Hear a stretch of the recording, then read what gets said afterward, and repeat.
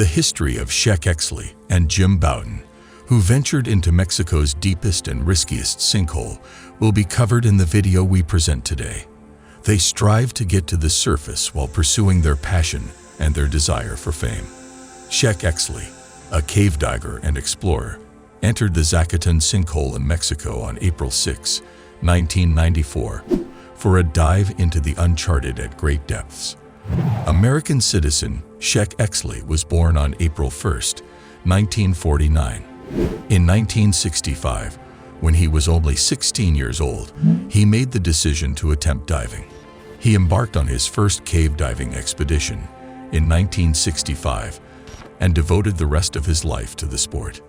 Sheck's love of cave diving prompted him to look for a profession that paid well so he could support his diving career. Sheck joined the 8-day trip to the Hydrolab underwater habitat in the Bahamas in the spring of 1973, just 8 years after he began his diving career. There, he worked as an aquanaut. Sheck persisted in pursuing his love of cave exploring and diving until he rose to prominence in the profession. You cannot read a book on early cave divers without seeing Sheck's name plainly written there. He really was that good. He had a golden heart and was a superb diver. His dedication to diving was demonstrated in part when he began writing books about cave diving. He wrote 2 excellent publications for the diving community, the first of which is titled Basic Cave Diving, A Blueprint for Survival, and the second of which is titled Caverns Measureless to Man. Sheck was a skilled diver who deserved every accolade the diving world bestowed upon him. Sheck rose to become one of the section chairmen for cave diving in the American Speleological Society. Sheck proceeded to dive with the utmost caution, but as he did so, he started to realize the necessity for some norms and procedures to be established for safety reasons when diving, so he made the decision to push some of them to the table. And fortunately, Sheck proposed the majority of the safety guidelines and practices that are currently in use during his professional tenure. One of the procedures Sheck made feasible was the octopus, a diving regulator used in the second stage as a backup in the event of a diver's primary second stage regulator failing. It can also be used as a backup so that diving partners can utilize each other's gas concurrently if one runs out when diving in the deep. For both cave and open water diving, the octopus has now emerged as one of the most important pieces of gear among all the scuba diving equipment. Sheck made the first technical scuba dives below 800 feet in recorded history. He always gave great thought to his dives. Most of the time, the multistage decompression procedure employed for these dives in open water takes 13 hours and 30 minutes. Despite all of this, Sheck's diving excursions never included any textbook examples of decompression sickness. Sheck was also very resistant to narcosis. He wasn't easily impacted by it. But it's a strange thing. Few divers have ever managed to make it through an open water dive to a depth of 400 feet. One of them was Sheck. Sheck Exley entered the Zacaton Sinkhole in Mexico on April 6, 1994. Sheck had completed more than 4,000 dives and had been cave diving for 29 years at that point. Sheck and his diving partner Jim Bowden set out on an adventure known as the El Protector de Buceo Profundo project in the Zacaton Sinkhole. This sinkhole is among the deepest in Mexico, with a depth of roughly 1,112 feet. An autonomous robot was used to measure the depth of this sinkhole. Sheck and Jim entered the sinkhole separately, although they employed the same strategies. To avoid coming into contact with any potential interference during the incredibly swift fall, they chose to use independent diving descending lines. The greatest depth of this dive was unknown, as would be the case for each of their individual dives. They therefore began a fresh dive line and traveled 600 feet to the sinkhole. They nodded to themselves, acknowledging that they were finally prepared as they finished their equipment check. They then split off to travel down their individual descent tracks through the water body. Before Sheck joined him, Jim dove for a short period of time. They were around 8 to 9 meters apart, but they were connected by the rules, allowing them to visually follow these rules. Any mistake made when diving down could result in a catastrophic event. Therefore, they had to be careful. After a period of descending, Sheck turned to face Jim and responded with a nod of agreement.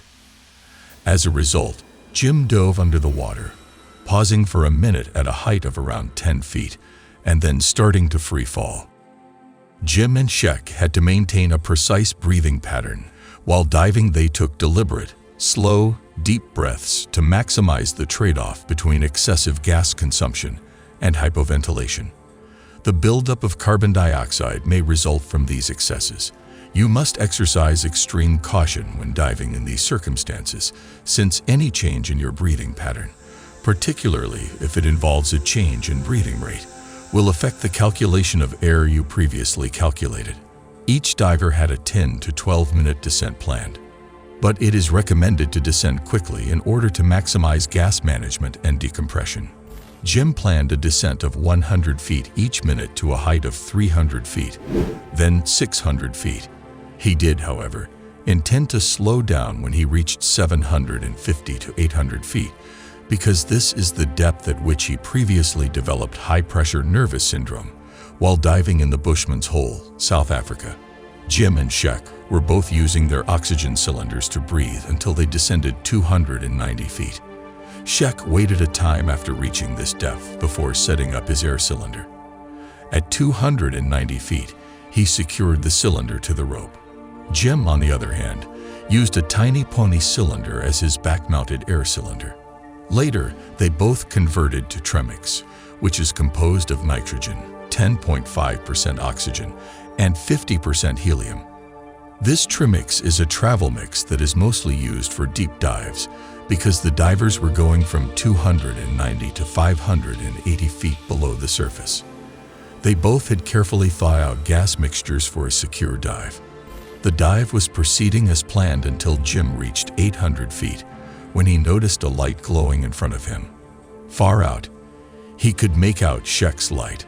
Sheck, meantime, was moving more quickly than previously as he continued into the distance. This pace of descent is typically so rapid that it may cause high-pressure nervous syndrome. When he reached 700 feet, his body gave up and began to have fits. Hundreds of tiny concentric circles with sparkling dots obscured his eyesight, and he felt stinging and itching all over his body. A series of quick compressions had caused high-pressure nervous syndrome. His neurological circuits were thrown out of control due to the high pressure of his descent, which had an impact on how well he could think. Sheck stopped weighing his options to stop the plunge or go much lower at 750 feet. He made the decision to keep going down, albeit more slowly. Sheck's body began to shake violently as the cave's bottom dropped out at about 860 feet, but he chose to ignore it. The high-pressure nervous syndrome effect prevented him from seeing clearly, but he still realized he was in a lunar terrain that was covered in tiny boulders and nearly 1 feet of black dirt. He had ventured far into the water, a place no one had ever gone before. He couldn't spend a lot of time down there because doing so would require him to spend more time decompressing, which would take longer. He started ascending after inflating his buoyancy device, and the syndrome subsided after he was halfway there till he reached the surface. Jim was astonished to discover that he had used more air than he had anticipated when he reached 900 feet. In the meanwhile, at this rate, he might experience a regulator failure, which would be a major problem for him. In order to stop his descent at 920 feet, he inflated his buoyancy control device. At 450 feet, he swapped from his main tank to his backup tank. He had to use the staged air he had left over from the ascent as both of his air tanks were now empty. Divers typically do this as they descend so they can use it as they ascend to the water's surface. However, he experienced a terrible incident. The regulator abruptly disintegrated as he activated his brand new air tank. He grew anxious. The regulator could now be reattached, but the fact that it was no longer secure kept him from feeling at ease. With each breath, he had to open and close the valve. He had to stop every 350 feet or so for around 8 minutes before reaching the location of the next stage bottle. He exhaled a sigh of relief after switching to the staged air with a working regulator.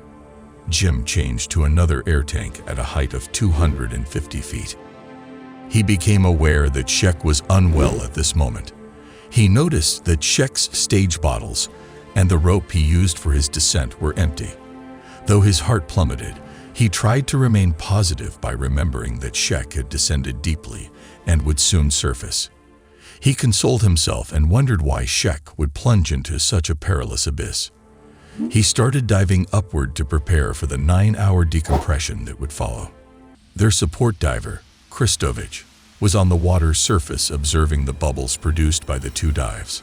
Kristovich found that Jim was the only source of bubbles about 18 minutes into the dive. She noticed that Sheck's bubbles were no longer blowing. Because of this, at the 47-minute mark, she looked at Karen, Jim's wife, and dove to meet him. Sheck's equipment was still unattended, which startled her despite her relief at seeing him. Mary Ellen, Sheck's wife, was observing from the cliff, although she was unaware of the serious scenario that had developed. Karen, Jim's wife, and Mary discussed the problem after Mary went to see her. She then snatched a stage bottle extra and dove toward her husband. Her worries came true when she met with Jim and Kristovich. Thinking that a cliff might have prevented them from seeing the bubbles, she hurriedly scribbled on a dive slate that she was diving to a depth of 250 feet in search of her husband's bubbles. Sadly, however, there were no bubbles to be found when she arrived. Mary was being brought back up when Jim's wife, who had also worn out her gear, caught up with her at 150 feet. Her mask was messed up and she was crying. Jim, though, grabbed her gauge and noticed the 278 feet reading. For more than 40 minutes, he had to hold her still until her pressure was released. For them, the time was a really depressing and lonesome time. When Jim arrived at the 60 feet halt, he subsequently discovered that Sheck was lost. He endured a protracted and agonizing process of decompression. He never imagined Sheck wouldn't survive. Sheck passed away at the age of 45 while on an expedition into the Zacaton Sinkhole, one of the world's deepest sinkholes. Jim became the first diver to successfully dive to 900 feet on self-contained scuba air thanks to this dive. Sheck's previous record of 881 feet was eclipsed by his record depth of 925 feet. Jim surfaced with shoulder pain, and medical personnel administered oxygen, corticosteroids, and fluids right away. On April 7, 1994, Kristovich returned to the sinkhole to retrieve equipment from both guidelines along with additional support divers who had been at the surface during the dive. They noticed that Sheck's equipment, including the steel tanks, was incredibly heavy. The recovery team made the decision to pull out that equipment using a pulley that was on the surface. After 2 days, Sheck's body was discovered as he was getting well. The lines were discovered knotted around his arms when his body surfaced, and the mounted bottles valves were found by his side. Although his buoyancy compensator, valves, mounting plate, and back-mounted bottles were not packaged together, his regulator wasn't in his mouth, but his mask and other diving gear were. His BC was undamaged, contained gas, and his inflator was still functional. The dive computer on his wrist indicated a maximum depth of 904 feet, which indicates that the difficulties that ultimately caused his death began 9 minutes into the dive. Analysis of the gases in his cylinder revealed that he had a precise combination. Nothing that could be used to explain the accident's cause was found during the autopsy. This might have happened as a result of the initial decompression impact and the fact that they were attempting to perform the post-mortem examination on the 3rd day. They struggled to confidently do a post-mortem examination of Sheck's body. We appreciate you taking the time to watch this video. If you liked what you saw, click the bell icon, like, and subscribe buttons to be notified when we post another thrilling cave diving story.